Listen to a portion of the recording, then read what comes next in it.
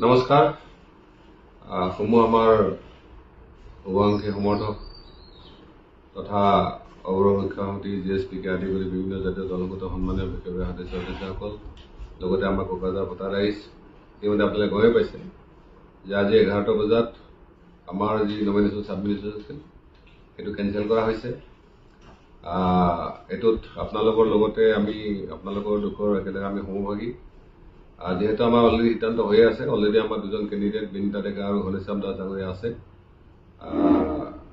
অহাকালিলৈকে উজ্জ্বল আছে। আমি এতিয়াও চেষ্টা কৰি আছো যাতে এই অৰ্ডাৰটো এগেইনষ্টে চেলেঞ্জ কৰাৰ কাৰণে। গতিকে কালিলৈ কিবা কাৰণত একো ৰিজাল্ট নাহিলেও আমাৰ নিশ্চিতভাৱে এজন কেণ্ডিডেট থাকিব।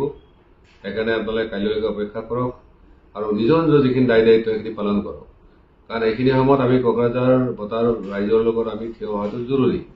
আপোনালোকে জানে যে আমাৰ বিৰোধীবিলাকে ষড়যন্ত্ৰৰ যিমানেই নকৰক কেলে আমি কোনো কাৰণে যে হাৰ নামানো, আমি যাতে নিজৰ সিদ্ধান্ত অটল থাকোঁ। আপোনালোকৰ লগত মই আগতেও আছিলোঁ, আজিও আছোঁ, ভৱিষ্যতেও আছোঁ। আপোনালোকে নিশ্চিত থাকক যে কোকৰাঝাৰত আমি বিজয়ী হ'বই লাগিব, এনেই হাওঁ।